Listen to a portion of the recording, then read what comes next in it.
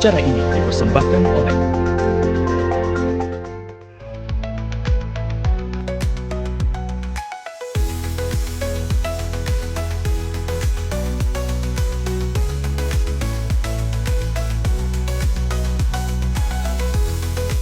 Selamat pagi pemirsa, Anda berjumpa kembali bersama dengan saya Parapita Bermawi di program Inspirasi Pagi. Dan seperti biasa di program Inspirasi Pagi kali ini kita akan membahas terkait dengan isu dan juga permasalahan yang ada di kota Surabaya.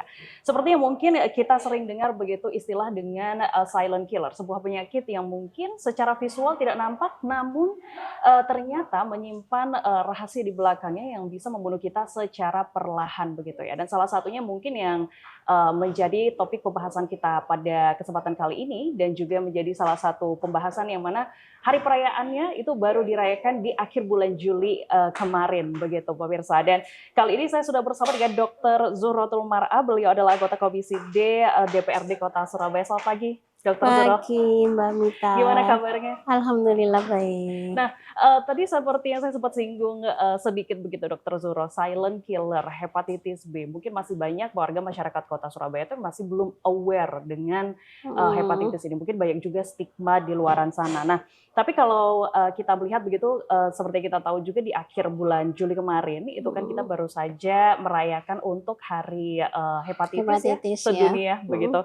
Nah, tapi kenapa sampai dengan hari ini permasalahan hepatitis B ini masih menjadi salah satu permasalahan yang rasanya kalau untuk hilang seutuhnya dari masyarakat itu masih agak sulit begitu dokter? Ya, ini namanya penyakit itu kan memang susah ya Mbak ya.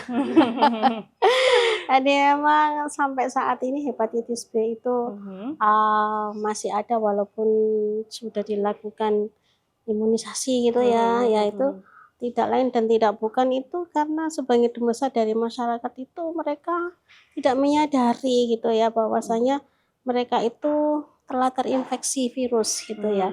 Jadi istilahnya gitu tanpa gejala gitu ya. Betul. Nah, nggak ada gejala tapi di dalam tubuhnya itu ada karier. Jadi di dalam tubuhnya itu virusnya itu ada, tapi tidak menimbulkan gejala. Jadi tidak tidur begitu ya, tidak dokter? merasakan ada gejala. Nah, itu yang menyebabkan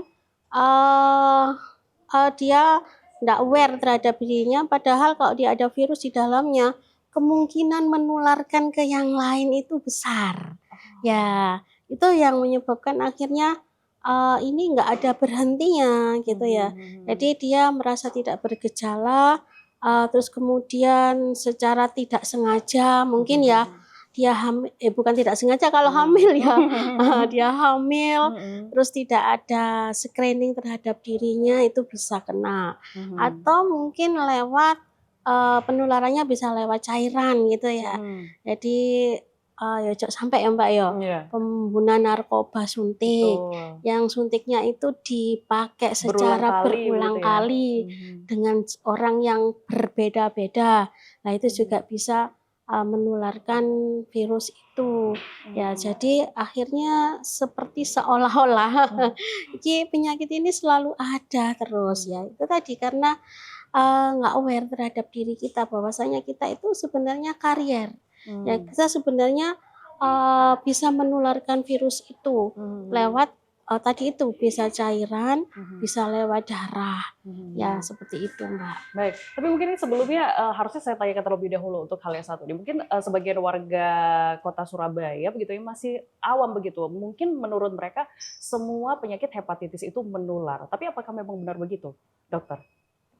Iya, penyakit hepatitis itu bisa ditularkan atau menular, salah satu penyakit menular. A, B, C begitu ya? Iya, semuanya bisa menular. Jadi kalau misalnya penyakit hepatitis A, penyakit hepatitis A itu kan ringan ya dibandingkan dengan hepatitis B. Itu dia bisa sembuh sempurna, self-limited. Tapi dia bisa ditularkan melalui makanan ya. Jadi kan kadang-kadang kita itu makan makanan dari piring yang bersamaan seperti itu, atau dia itu terkontaminasinya lewat feses gitu ya. Ya itu bisa apa ya, nggak tahu tuh caranya kayak gimana ya. Jadi bisa lewat makanan atau minuman yang dimakan oleh penderita hepatitis B. Lewat makanan itu seperti itu. Ya, apalagi kalau virus hepatitis itu kan tidak apa ya, tadi itu loh, karier itu tidak terlihat, gejalanya tidak nampak. Nah itu bisa. Tapi kalau untuk virus hepatitis B beda lagi. Kalau virus hepatitis B itu kan penularannya lewat cairan, lewat darah, lewat dari orang melahirkan, ibu hamil yang melahirkan. Nah itu bisa dari plasentanya itu tadi. Baik, tapi mungkin sebagai pertanyaan terbesar begitu ya, kenapa warga kita ini di Indonesia khususnya yang ada di kota Surabaya mungkin baru memahami dirinya ini, oh saya kena ternyata. Itu pada saat memang mungkin tingkatannya sudah masuk ke parah begitu Bu? Kalau sudah masuk ke parah itu karena dia sudah ada bergejala. Tapi biasanya ya yang pernah saya lihat itu ada MCU, medical check up, gitu ya. Biasanya untuk penyaringan sebelum masuk kerja. Sebelum masuk kerja atau dia sudah kerja, lah kemudian sama tempat kerjanya ini dilakukan medical check up. Dia kena ternyata di dalam medical check up-nya itu ada HBsAg reaktif. Nah, itu baru ngeh. Oh ternyata aku itu sudah pernah kena ya. Sudah pernah kena virus hepatitis B gitu ya. Nah itu yang baru ngeh gitu nggih. Nah kadang seperti itu tapi dia tidak ada gejala Mbak. Nah ini yang kadang-kadang kalau dia memahami apa itu arti HBsAg reaktif, dia akan konsultasi ke dokter spesialis penyakit dalam. Apa yang harus dilakukan kalau seperti ini ya. Dia kan nggak ada gejala. Dia menganggap itu tidak sakit, tapi di dalam tubuhnya sudah ada virus hepatitisnya begitu. Ya, tapi kalau sudah dia sampai kemudian ada komplikasi, sampai sirosis ya, karena kan pertamanya awalnya peradangan, namanya hepatitis itu kan peradangan. Lama-lama kemudian jadi fibrosis jadi sirosis. Lah ini sudah istilahnya ngono wis parah gitu loh ya. Terjadi sirosis ini terjadi sirosis itu, dan nanti kedepannya kalau sudah sirosis itu bisa terjadi kanker hepar itu. Baik. Tapi kalau dokter menilai begitu untuk ke-awarean warga kota Surabaya begitu terkait dengan hepatitis sejauh mana kalau dokter melihatnya? Sudah cukup aware kah atau saya sih melihatnya mereka sudah ada yang memahami ya. Sudah ada yang tahu ya, sudah ada memahaminya. Tapi juga beberapa ada yang masih enggak ngereken itu ya. Masih tidak peduli, masih tidak peduli begitu ya. Mereka sudah tahu tapi karena aku loh enggak ada gejala apa-apa ya, cuma sekedar just to know gitu ya. Beda kalau kemudian mereka itu sudah mengalami gejala. Nah, gejala awalnya itu kadang-kadang orang itu menganggap ya, kadang kan mual, muntah gitu ya. Terus kemudian ada nyeri di ulu hati, nyeri di kanan ya. Liver kita itu kan ada di kanan gitu ya. Itu terus kemudian ini yang kadang-kadang tidak dilihat sama masyarakat ya. Kencing, warna kencing itu kan mempengaruhi gitu lah. Betul. Kencing itu normal itu kan bening ya Mbak ya. Kita lagi sakit aja kadang juga kelihatan dari kencing begitu ya dari kencing lah. Kadang-kadang mereka itu ngehnya itu kencingnya sudah merah kayak teh yang cerang itu loh Mbak. Ya, apa gitu gelap begitu ya. Merah gelap gitu ya. Itu baru mereka ngeh, ya Bu Dokter. Kencing saya itu seperti ini sudah berapa lama lah. Itu kadang-kadang mereka nggak paham ya. Jadi perubahan dari air kencing ini, kencing kita itu juga pengaruh. Tidak hanya dilihat dari ini dehidrasi, ini dehidrasi ringan, dehidrasi sedang, enggak. Tapi juga berhubungan dengan fungsi liver kita. Baik. Ya. Dokter, nanti kita akan lanjutkan kembali. Ini topik pembahasannya semakin menarik. Pemirsa jangan kemana-mana, kita akan kembali lagi. Tetap di program Inspirasi Pagi.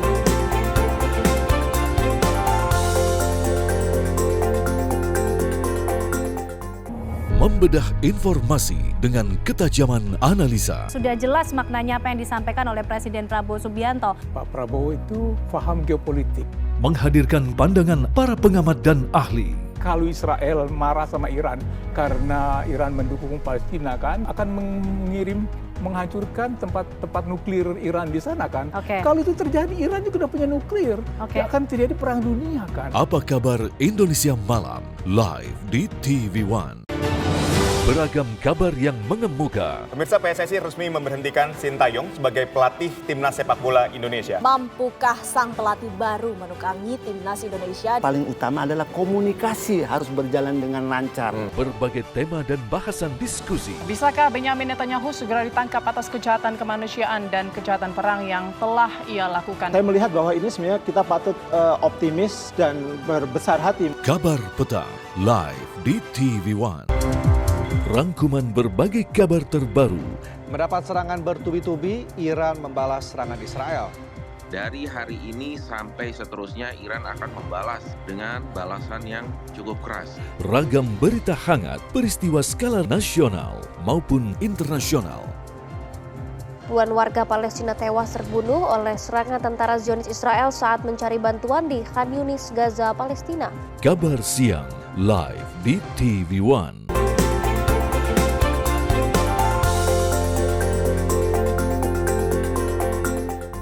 Anda masih bersama dengan kami di program Inspirasi Pagi, pemirsa. Mungkin sebagian dari kita masih belum waspada begitu terkait dengan hepatitis yang mungkin ada di sekitar kita. Setiap orang mungkin bisa menjadi karier, begitu dokter?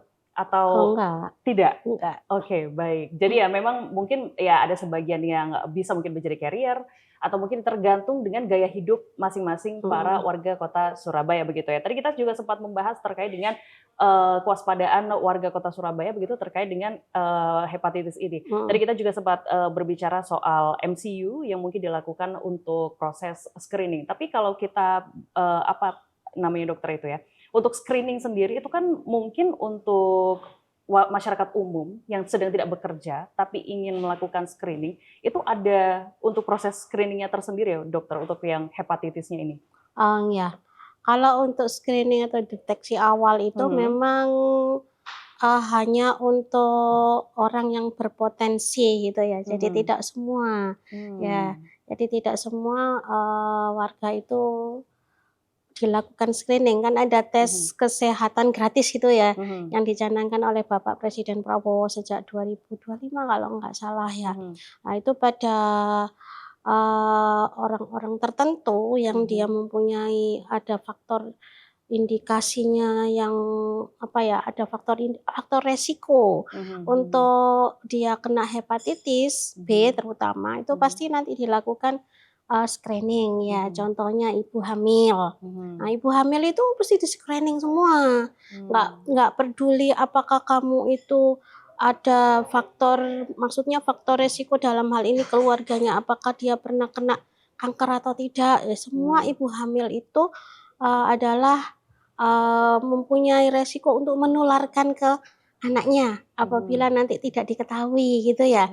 Jadi semua perempuan hamil itu mesti dilakukan pemeriksaan hepatitis. Nah, terus kemudian untuk orang-orang yang punya daya tahan tubuh yang lemah, ya itu seyogyanya itu mereka harus dilakukan ya, dilakukan pemeriksaan screening itu.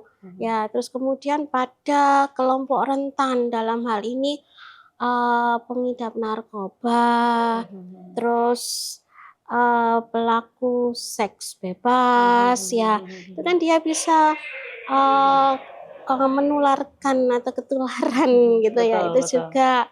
Terus kemudian pada yang melakukan operasi atau tindakan, itu semua pasti dilakukan pemeriksaan itu ya. Nggak peduli, pokoknya melakukan operasi atau tindakan itu pasti dilakukan pemeriksaan hepatitis itu tadi. Ya, seperti itu Mbak. Jadi enggak semuanya harus dilakukan pemeriksaan itu. Atau kalau kita sendiri kepingin tahu ya, deteksi dini itu kan penting gitu ya. Ya, biar nanti kita itu bisa jaga-jaga. Sekiranya kalau kita itu reaktif, apa sih yang harus dilakukan? Nah, itu monggo ya. Tapi kalau untuk pencegahan memang tidak ditanggung sama BPJS ya. Ya, kalau pencegahan begini memang sampai saat ini belum. Tapi kalau itu ada faktor resiko seperti mau operasi atau lakukan tindakan itu ditanggung sama BPJS. Baik. Gitu. Ini cukup menarik kalau kita berbicara soal screening di tempat bekerja begitu ya, dokter. Namun biasanya ini akan justru menjadi sedikit seperti batu sandungan untuk para pegawainya begitu. Nanti kalau ternyata di sana terbukti bahwa reaktif begitu misalnya, waduh nanti saya dipecat ini. Nah, dokter sebagai anggota komisi di DPRD Kota Surabaya, bagaimana menyikapi hal ini? Tentu ya. Kalau dia bekerja di lingkungan kesehatan misal ya, yang dia berhubungan dengan suntik menyuntik di pelayanan lah, di pelayanan. Medis, begitu ya. Tentu akan biasanya itu akan dipindah di tempat yang aman, misalnya di bagian administrasi, seperti itu. Jadi nggak perlu khawatir gitu ya. Kalau misalnya, loh ini kok reaktif, terus kemudian tentu nanti ada apa ya? Mungkinlah sewaktu-waktu dipecat kecuali kalau kinerjanya nggak bagus lah baru itu mungkin ya. Tapi kalau hasilnya reaktif kemudian dilakukan PHK, saya kok masih belum pernah ya. Mudah-mudahan tidak pernah ya. Mudah-mudahan tidak ada. Mudah-mudahan tidak ada. Itu juga yang dialami ya dulu. Kalau sudah positif terdiagnosa TBC, nah memang itu sama perusahaan ada itu yang disuruh untuk melakukan pengunduran diri. Nah tapi sekarang nggak boleh. Jadi ini harus difahami oleh karyawan bahwasanya nggak boleh ada perusahaan mem-PHK karyawannya karena dia terdeteksi sesuatu penyakit. Begitu pula juga memaksa untuk memberikan surat pengunduran diri begitu ya. Mending nggak usah dianukan pengunduran diri, tapi minta advokasi kan nanti larinya. Gitu ya. Jadi langsung meminta advokasi begitu ya. Iya, karena memang kalau sekarang saja untuk mencari pekerjaan saja sudah sulit begitu ya. Apalagi kalau sudah ada screening seperti ini yang mungkin menjadi momok tersendiri. Iya, ketakutan ya, betul. Mungkin bukan takut oleh penyakitnya, mungkin lebih takut kepada waduh nanti kalau saya kehilangan pekerjaan bagaimana? Biasanya seperti itu. Mungkin permasalahan yang ada di masyarakat. Jadi harus mengetahui hak dan kewajiban dari pekerja itu. Apa sih yang menyebabkan dia kena PHK itu kan bisa ya. Tapi kalau kinerjanya nggak bagus ya memang. Itu.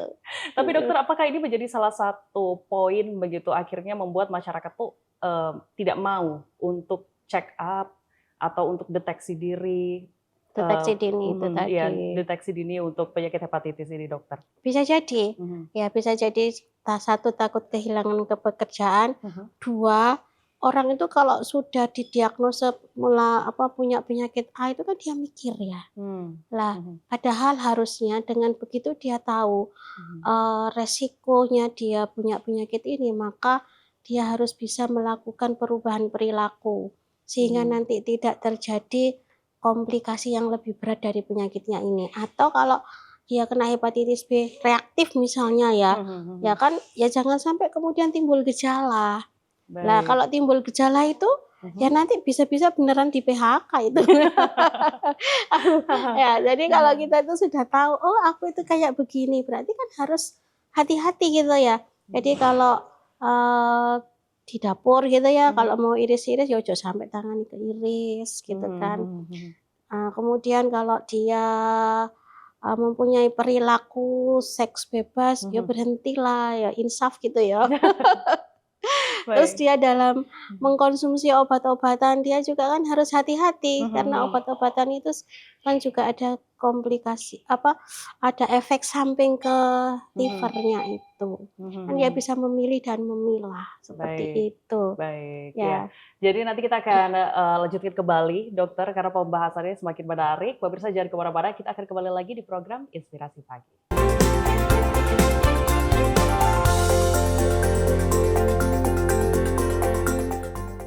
Membedah informasi dengan ketajaman analisa. Sudah jelas maknanya apa yang disampaikan oleh Presiden Prabowo Subianto. Pak Prabowo itu paham geopolitik. Menghadirkan pandangan para pengamat dan ahli. kalau Israel marah sama Iran karena Iran mendukung Palestina kan, akan menghancurkan tempat nuklir Iran di sana kan. Kalau itu terjadi, Iran juga udah punya nuklir. Akan terjadi perang dunia kan. Apa kabar Indonesia Malam live di TV One. Beragam kabar yang mengemuka. Pemirsa, PSSI resmi memberhentikan Sintayong sebagai pelatih timnas sepak bola Indonesia. Mampukah sang pelatih baru menukangi timnas Indonesia? Paling utama adalah komunikasi harus berjalan dengan lancar. Berbagai tema dan bahasan diskusi. Bisakah Benyamin Netanyahu segera ditangkap atas kejahatan kemanusiaan dan kejahatan perang yang telah ia lakukan? Saya melihat bahwa ini sebenarnya kita patut optimis dan berbesar hati. Kabar Petang live di TV One. Loh, kok ada bayi? Saya periksa tanda-tanda habis persalinan tidak ada. Untuk mengganti biaya persalinan dan transport itu Mbak Arum mematok 19. Mbak, bisa keluar sebentar? Urus Sergap di TV One.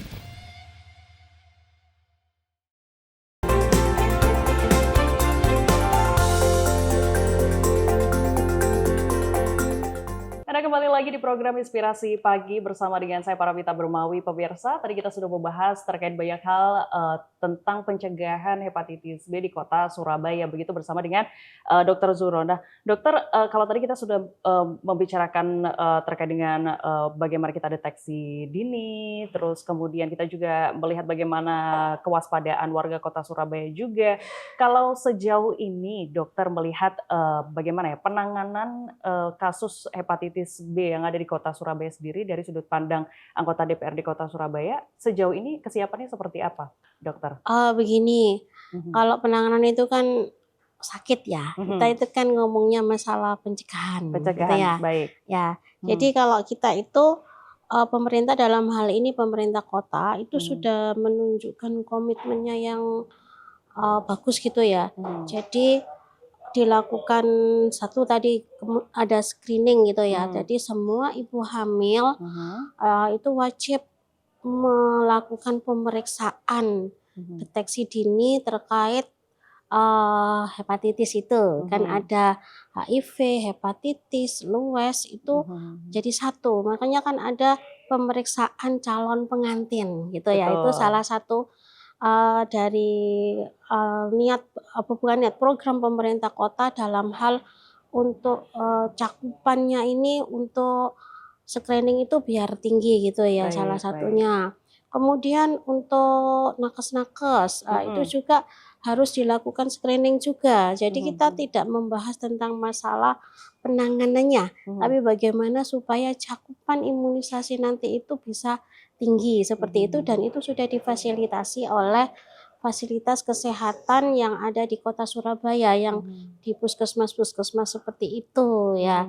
Jadi seperti itu Mbak. Terus kemudian ada lagi bahwasanya ada edukasi ya, edukasi terkait bagaimana masyarakat itu tidak menstigma orang yang kena hepatitis gitu ya. Ini yang paling ditakutkan biasanya oleh pengidap ya. Terutama tadi itu yang di pekerjaan-pekerjaan. Betul. Itu juga kita harus lintas sektor ya, menggandeng Dinas Ketenagakerjaan dalam hal sosialisasi ini, sehingga tidak ada keraguan atau ketakutan ya. Mereka itu kan takut seperti yang jenengan tadi katakan, kok takut pas di screening reaktif mari ngono gini lah. Itu juga harus ada peran serta dari pemerintah kota dalam hal ini, harus menggandeng lintas sektor, dalam hal ini Disnaker ke perusahaan-perusahaan ya, terkait apa itu sih hepatitis itu, apa itu sih TBC itu kan salah satu dari penyakit menular, golongan penyakit menular. Jadi kewaspadaan, pencegahan ya, sosialisasi, deteksi dini itu harus digalakkan oleh pemerintah kota. Kemudian pemerintah kota itu juga menyiapkan sumber daya manusianya ya, yang ada di layanan-layanan baik itu primer maupun yang di tingkat lanjutan, dalam hal ini rumah sakit ya. Kalau misalnya sudah dilakukan screening positif kemudian ada gejala, bagaimana supaya orang ini mendapatkan penanganan yang sesuai dengan protapnya, standar operasionalnya di fasilitas kesehatan tingkat lanjutan ya. Termasuk juga hampir sama ya, kena TBC itu juga sama. Jadi untuk pasien-pasien yang dia kena hepatitis B, maka orang yang serumah itu sebaiknya juga dilakukan pemeriksaan. Itu harus dilakukan itu. Jadi nggak kemudian nek wis sakit ya sudah yang sakit aja, tapi yang serumah itu kontak terdekat itu juga harus dilakukan pemeriksaan. Begitu sih Mbak. Jadi sumber daya manusianya itu juga harus ditata gitu ya.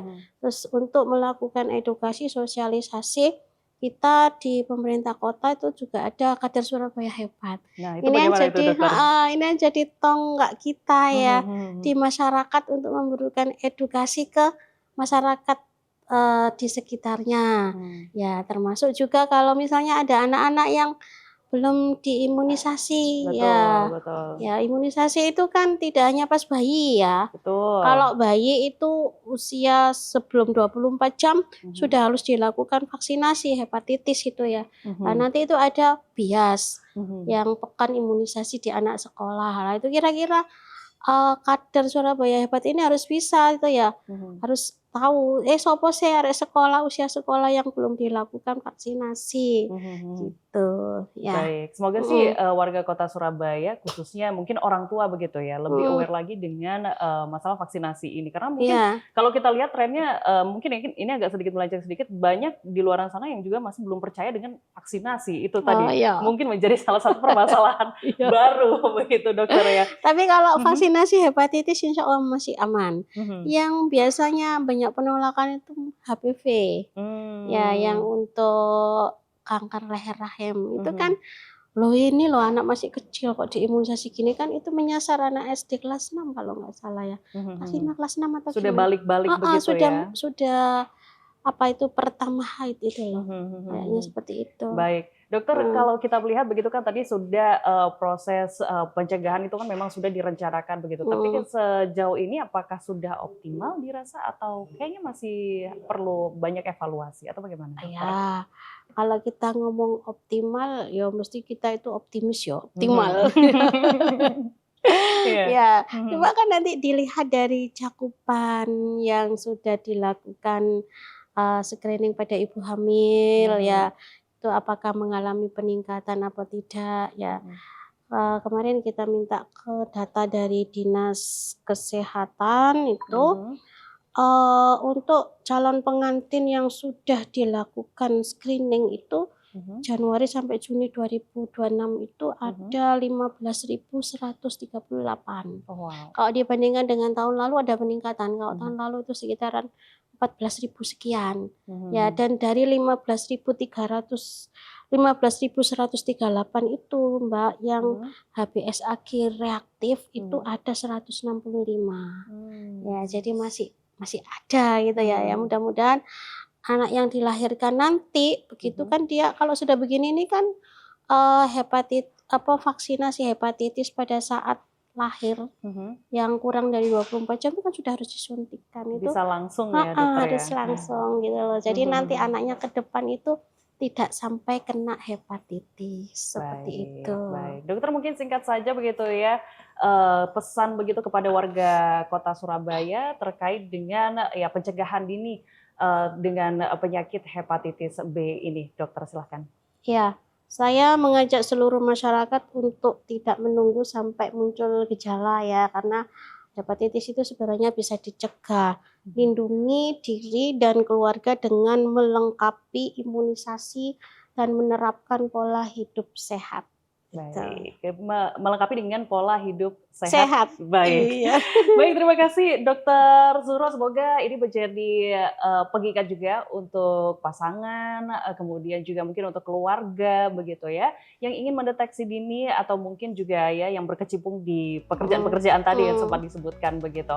Semoga ini juga bermanfaat untuk Anda pemirsa di rumah. Akhir kata saya Parawita Bermawi, kita ketemu lagi di program Inspirasi Pagi selanjutnya. Sampai jumpa.